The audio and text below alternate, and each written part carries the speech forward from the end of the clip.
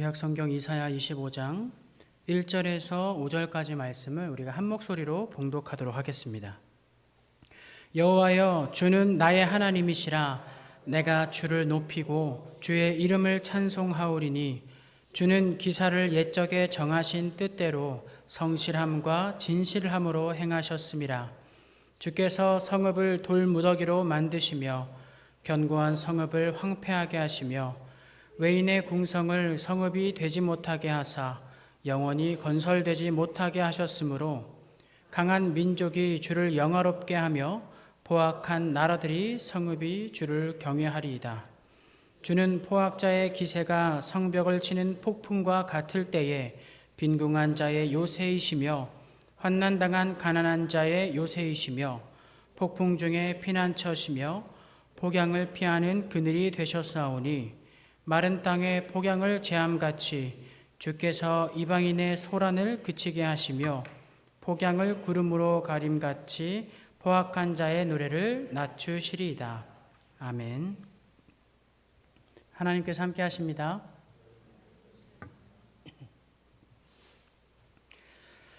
오늘 말씀은 우리가 함께 25장 말씀을 읽었지만 함께 다룰 내용은 24장과 25장을 함께 보려고 합니다. 이사야 선지자는 11장에서 12장까지는 이스라엘에 대한 심판을 이야기하고 13장에서부터 23장까지는 열국에 대한 심판을 선포했다고 말씀드렸습니다. 그리고 24장에서부터 27장까지는 어떤 내용이 나타나냐면 이 세상의 끝날에 대한 예언, 이것을 흔히 우리는 묵시라고 합니다. 이 이사야서의 묵시에 해당하는 부분이 오늘로부터 시작되게 되는 겁니다. 그러면서 24장 1절에는 이렇게 말씀으로 시작합니다. 보라. 이사야 선지자는 하나님의 말씀에 귀를 기울이라는 말로써 이 묵시를 시작합니다. 그리고 이 24절 1절을 보면 하나님께서 이 땅의 모든 질서를 마치 그릇 안에 담겨져 있는 것들을 뒤집어 엎으심으로써 모두 흩어버리시는 것처럼 그렇게 뒤집어 엎으신다고 말씀하십니다. 그리고는 가장 먼저 행하시는 일이 무엇이냐면 모든 인류를 동등한 자리에 자리매김하시는 것입니다. 이것은 무엇을 이야기하냐면 하나님의 심판 때에 모든 동등한 입장 가운데 인류가 처하게 된다는 것을 의미합니다. 여기에는 세상적으로 가지고 있었던 종교적인 지위나 사회적인 지위나 경제적인 지위가 모두 사라지고 동일해집니다. 2절, 3절 말씀이 그 내용입니다. 백성과 제사장이 같을 것이며 종과 상전이 같을 것이며 여종과 여주인이 같을 것이며 사는 자와 파는 자가 같을 것이며 빌려주는 자와 빌리는 자가 같을 것이며 이자를 받는 자와 이자를 내는 자가 같을 것이라 라는 것이 바로 이 말씀입니다. 이러한 세상의 질서를 모두 동등하게 하신 이후에 하나님의 나라가 오는 날을 묘사하고 계신데 우리는 이 2절까지의 말씀을 통해서 한 가지 알 수 있는 확실한 사실이 있습니다. 그건 뭐냐면 하나님께서는 사람을 세상적인 가치 기준으로 판단하시지 않는다는 겁니다. 하나님은 하나님의 심판대에서 그가 하나님의 사람인지 아닌지에 대한 것을 판단하시지 우리가 가지고 있는 어떤 세상적인 지위와 어떤 재산과 소유로서 우리를 바라보시지 않는다는 것이 다시 한번 나타나고 있습니다. 그리고 나서 3절을 살펴보면 이러한 공평한 자리에서 땅이 가지고 있었던 모든 세력들이 무너지고 그것을 가득 메우고 있었던 여러 가지 요소들이 황폐하게 됨으로써 하나님의 말씀에 순종함으로 다시금 뒤집어 엎어지고 있는 모습이 나타나고 있습니다. 이 일들이 우리에게 반드시 일어날 줄로 믿음으로 다가오길 원합니다. 왜냐하면 이사야 선지자는 이렇게 말합니다. 이것이 반드시 일어나는 이유는 하나님께서 말씀하셨기 때문이다 라고 이야기해요. 그리고 하나님께서 이렇게 말씀하신 이유는 하나님께서 인류와 맺으신 언약을 그들이 스스로 깨트려 버렸기 때문이다 라고 이야기하죠. 5절에 그렇게 말씀이 나타나는데 그 가운데 우리가 약간의 힌트, 약간의 소망을 얻을 수 있는 부분이 바로 6절에 나타납니다. 6절은 그러므로 저주가 땅을 삼켰고 그 중에 사는 자들이 정죄함을 당하였고 땅의 주민들이 불타서 남은 자가 적도다라고 나타납니다. 즉 여전히 이 가운데에서 남은 자가 있다라고 말씀하시는 겁니다. 그리고 이 남은 자라는 이 단어는 지금 우리에게 계속해서 이어져 내려오고 있죠. 우리가 이 시대에 남은 자로서 자리매김하고 있는 것입니다. 그러면 우리는 이 남은 자가 된 자들로서 도대체 하나님의 이때, 하나님의 묵시가 나타나는 이때가, 예수님께서 다시 오는 이때가 도대체 언제 나타나는 것입니까? 우리가 어느 때까지 이 남은 자의 모습 가운데서 계속 자리매김하고 있어야 됩니까? 라는 질문들이 계속해서 나오지 않았겠습니까? 구약의 많은 사람들도 또 신약의 시대에 살았던 많은 우리 믿음의 선배들도 그런 이야기들을 반복했습니다. 그러나 때와 시기에 관해서는 하나님께서 알려주신 바가 없기에 대답할 수 없습니다만 한 가지 확실한 것이 나타나 있습니다. 그것은 베드로후서 3장 9절과 15절에 이렇게 나타납니다.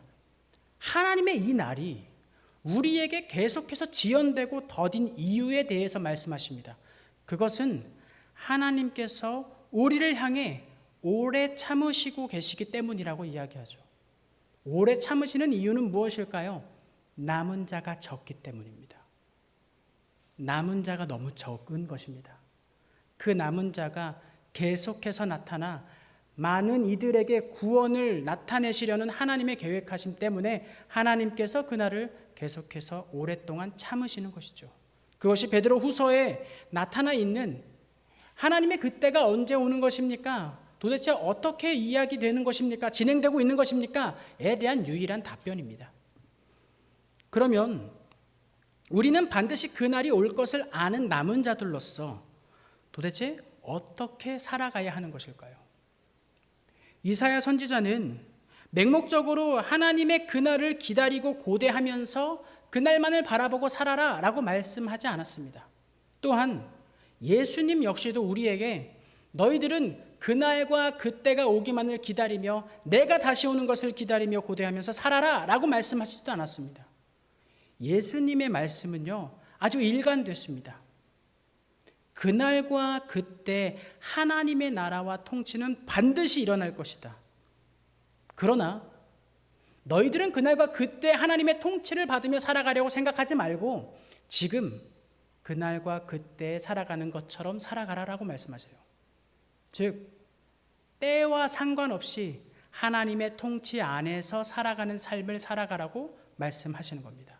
이것이 남은 자들이 가지고 있는 삶의 지향적인 부분이겠죠. 21절로 23절 말씀을 보면 하나님의 영광이 우뚝 서서 그 밝은 통치가 이루어질 것인데 그 통치가 그날 그때 일어나는 것이 아니라 하나님의 통치를 순종함으로 살아가는 그 사람들에게 그 사람들의 현재 가운데 나타난다라는 것을 예수님이 우리에게 이미 보여주시고 알려주셨다는 거예요. 그런 남은 자의 모습으로 살아갈 때 우리는 드디어 무엇을 할 수 있냐면 이사야 25장 1절에서 5절까지의 말씀을 우리의 신앙의 고백으로서 할 수 있게 되는 것입니다. 이사야 25장은 구체적으로 남은 자가 어떠한 모습으로 살아낼지에 대해서 설명해 주고 있는 것입니다. 먼저 첫 번째입니다. 여호와여 주는 나의 하나님이시라 내가 주를 높이고 주의 이름을 찬송합니다 라고 찬송하는 겁니다. 아직 그날과 그때가 오지 않았고 나의 삶 가운데 큰 변화가 일어나지 않았습니다만 여전히 나는 이 자리에서 지금 하나님의 통치 가운데 힘입어 하나님을 찬양하고 찬송하겠습니다 라고 반응하는 겁니다. 왜냐하면 1절 하반절에 이렇게 나오죠. 주는 기사를 옛적에 정하신 뜻대로 성실함과 진실함으로 행하셨습니다. 여기서 나타나는 이 기사라는 단어는요 놀라운 일이라는 뜻을 나타내고 있고요. 이것과 똑같은 단어가 어디 나타나냐면 출애굽기와 다니엘과 시편에 나타납니다. 그리고 모두 같은 맥락 가운데서 이 단어가 쓰였습니다. 어떤 맥락이냐면 하나님께서 그분의 백성들을 구원하시는 그 과정에서 나타나시는 놀라운 일입니다. 예를 들면 홍해가 갈라지고 또 10가지 재앙으로 말미암아 이 애굽 백성들이 두려워하게 되는 그 놀라운 일을 행하시는 것을 두고 기사라는 단어를 쓰는 것입니다. 즉 하나님께서 누군가를 구원해 주시는 그 과정 속에서 나타내시는 여러 기적과도 같은 일들, 그것들을 옛적에 정하신 뜻대로 성실과 진실함으로 행하십니다 라는 겁니다. 성실이라는 것은 시간이라고 제가 말씀드린 적이 있는데, 그것은 영원이라는 시간 동안 진실, 하나님의 역동성을 나타내고 있는 것입니다. 실제 팩트가 되어 하나님께서 우리 삶에 일하고 계시는 것을 이야기합니다. 즉 우리의 구원을 향해 끊임없이 기사를 일으키심으로 말미암아 영원히 진짜로 팩트가 되어 우리의 현실 가운데 나타내고 계신다, 움직이고 계신다. 그렇기 때문에 나는 하나님을 찬송합니다 라고 이야기하는 겁니다. 그것이 그날과 그때에 가서 나타내는 것이 아니라 지금 내 삶에 하나님의 움직임이 있기 때문에 지금 내가 그래서 찬송할 수 있습니다 라고 고백할 수 있다는 거예요. 그게 남은 자의 모습이라는 겁니다. 또 하나 남은 자의 모습이 있습니다. 25장 2절과 3절에 나타나는 부분인데요.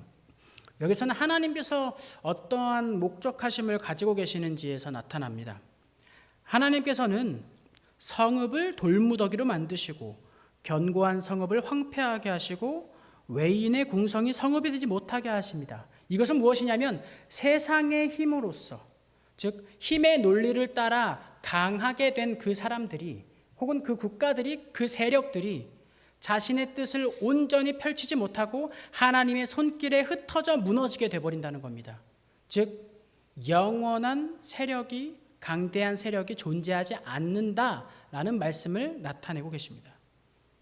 그렇게 강대한 세력이 자신의 힘을 마음껏 자랑하고 있을 때 하나님께서 그들을 흩어버리시고 무너뜨림으로써 무엇이 일어나냐면 멸망으로 떨어지는 게 아닙니다.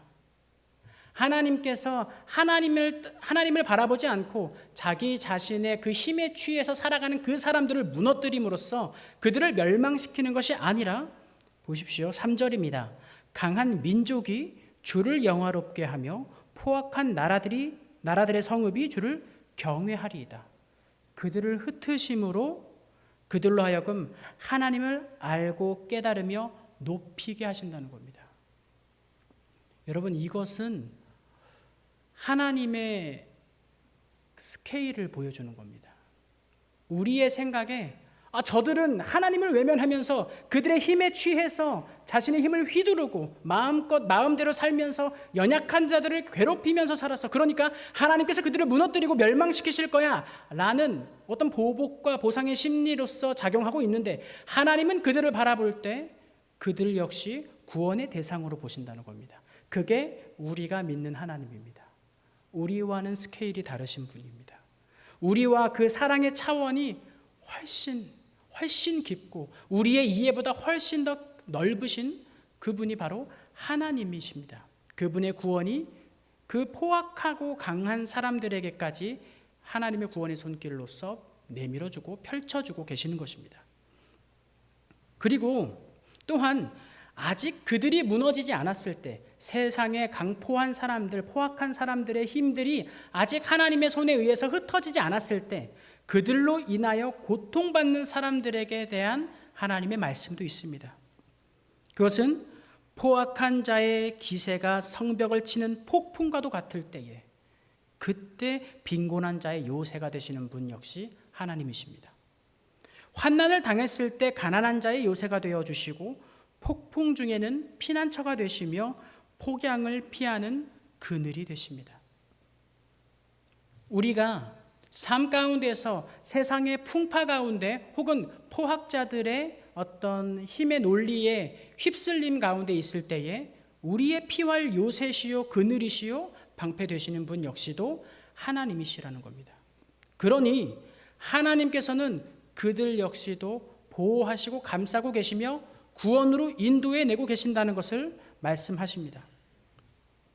그래서 5절을 보면 마른 땅에 폭양물 재함같이 주께서 이방인의 소란을 그치게 하시며 폭양을 구름으로 가림같이 포악자의 노래를 낮추시리이다. 결국 그들을 괴롭히고 그들을 고통스럽게 하는 세력들을 흩어버리심으로써 그들에게, 연약하고 가난하고 빈궁한 자들에게 평안함을 나타내 주시는 분이 하나님이시라는 겁니다. 그러면 결국 이 일들이 어떻게 되는 건가요? 연약한 자들을 괴롭혔던 그 포학자들이나 포학자들에 의해서 고통받았던 연약한 자들이나 결국엔 어떻게 된다는 것이죠? 하나님께서 구원하시겠다고 작정하신 겁니다. 그것이 이 세상 끝날에 나타나는 일들입니다. 그것이 하나님의 그때와 그날이 더디게 오는 이유입니다. 하나님께서 악인의 마땅한 죽음을 즐거워하시고 기뻐하시지 않기에 하나님을 모르는 사람들을, 하나님을 외면하고 자신의 힘으로써 취해 살아가는 사람들을 안타까워하시기에 그들을 자신의 손으로 이끌어내시고 그 과정 속에서 고통스러워하는 연약한 자들을 능히 보호하시며 그 모두를 하나님의 손길로 이끌고 계신다는 겁니다. 그래서 이 일들이 결국엔 어떻게 되냐면 6절에 나타나는 겁니다. 만군의 여호와께서 이 산에서 만민을 위하여 기름진 것과 오래 저장하였던 포도주로 연회를 베푸시겠다. 하나님께서 그때 만민을 위하여 포학자들이나 연약한 자들이나 고통을 주는 자들이나 고통을 받았던 자들이나 모두 다 하나님의 손에 이끌리어 하나님의 연회에 참여하도록 하나님께서 목적하고 계신다라는 말씀입니다. 그리고 그곳에서 어떤 일이 벌어지냐면 함께 연회를 즐기고 함께 나누는 것, 그것은 우리에게 굉장히 잘 나타내고 잘 알고 있었던 하나의 내용인데 조금 더 중요한 핵심은 8절에 나옵니다. 25장 8절이죠. 그때 일어나는 일들, 가장 중요한 우리에게 나타나는 굉장히 중요한 핵심적인 일들이 뭐냐면 하나님께서 사망을 영원히 멸하실 것이며 주 여호와께서 모든 얼굴에서 눈물을 씻기시며 자기 백성의 수치를 천하에서 제하시리라. 이것이 여호와께서 이같이 말씀하셨기 때문에 반드시 일어날 것이다 라고 다시 한번 강조하고 있습니다. 그 세 가지가 뭐라고요? 사망을 영원히 멸하시며 눈물을 씻겨주시고 이 백성들의 모든 수치, 죄악의 수치들을 모두 없애주신다, 제하여 주신다라고 말씀하셨습니다. 이것이 가장 핵심적으로 일어나는 하나님의 그 계획 가운데 나타나는 일들입니다. 그 목적하심의 끝자락에 나타나는 일들입니다. 그런데 여러분, 이 세 가지가 일어나 버렸습니다. 아직 그날과 그때가 오지 않았는데요. 이 세 가지가 이미 우리에게 일어나 버렸어요. 바로 예수님으로 말미암아 우리에게 나타나는 겁니다. 이것을 우리에게 그날과 그때 하나님의 나라가 임하시는 그때에 나타나게 하시지 않으시고 하나님이 미리 우리에게 예수 그리스도를 보내주심으로써 우리에게 현실이 되게 하셨습니다. 우리의 삶에 사망이 영원히 멸하게 하셨고 우리의 오랜 눈물이 씻겨지도록 위로하시는 예수님을 보내주셨으며 그 가운데에서 나타나는 우리의 모든 수치를 예수님이 담당해 주셨습니다. 이것이 우리에게 이미 일어난 것입니다. 그러니 우리가 찬양할 수밖에 없는 것이죠. 그러니 남은 자들이 가진 것이 아무것도 없어서 하나님의 때만을 기다리면서 그저 묵묵히 무릎 꿇고 눈물 흘리면서 기도하며 기다리는 자들이 아니라 이미 하나님의 그 가장 큰 선물을 받고 그것을 믿음으로 쟁취한 자로서, 그것을 선물로 은혜로 받은 자로서 담대하게 이 세상에 남은 자로서 하나님을 찬양하며 살아가는 사람들이 남은 자라는 겁니다. 남은 자들에게는 슬픔의 눈물만이 있는 것이 아닙니다. 그 가운데 결코 흔들리지 않는 견고한 하나님의 은혜와 하나님을 향한 믿음과 신뢰가 존재하는 자들, 그들이 바로 남은 자들입니다. 이것을 믿고 이 하나님의 은혜를 얻은 자의 품격을 가지고 살라, 그것이 남은 자에게 나타나는 일들입니다. 그러므로 우리는 우리의 연약한 그때에 오늘의 말씀을 기억하면서 우리의 피난처 되신 주님, 또 우리를 괴롭히는 포악자들을 무너뜨리시는 그 주님을 기억하시기 바랍니다. 또한 우리가 약할 때 능히 보호하시고 능히 강하게 하시는 하나님의 손길을 의지하시길 바랍니다. 또 우리가 강해지는 그때에 견고한 성읍도 그 교만함으로 말미암아 능히 무너뜨리시고 황폐하게 하시는 하나님을 경외할 줄 알아야 합니다. 또한 우리의 강함으로 말미암아 우리가 당했던 것처럼 포학자의 모습으로 타인에게 행하지 않고 하나님께서 우리에게 해주셨던 것처럼 누군가에게 우리의 강함으로 말미암아 피난처와 그늘이 되어 주십시오. 그것으로 말미암아 하나님을 경험하게 하여 주십시오. 그것이 우리의 남은 자들이 함께 더불어 성장해 나가고 또 전파되어질 수 있는 하나의 방법이며 사명입니다. 우리 이 시간 함께 기도할 때에 이 남은 자의 삶을 기억하면서 또 우리 남은 자의 모습들을 우리가 닮아가고 또 지키고 순종할 수 있는 그 생활들, 삶들로 나아갈 수 있도록 성령님께 도우심을 요청하십시오. 함께 기도하겠습니다.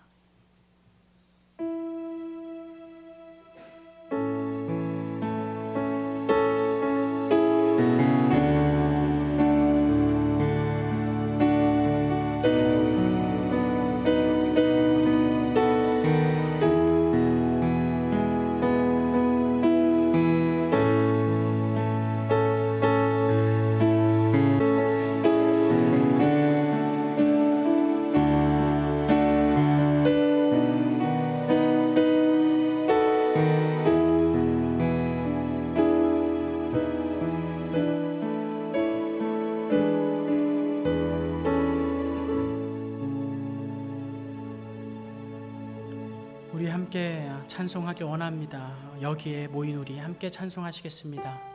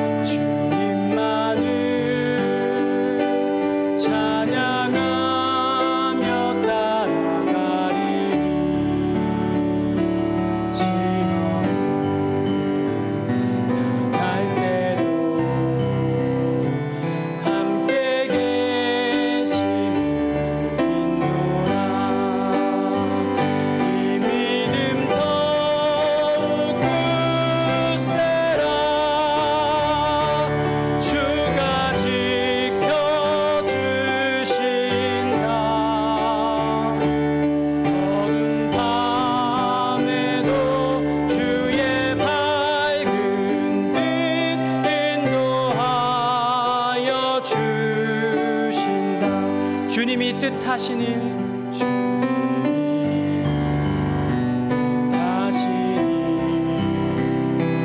헤아리기여.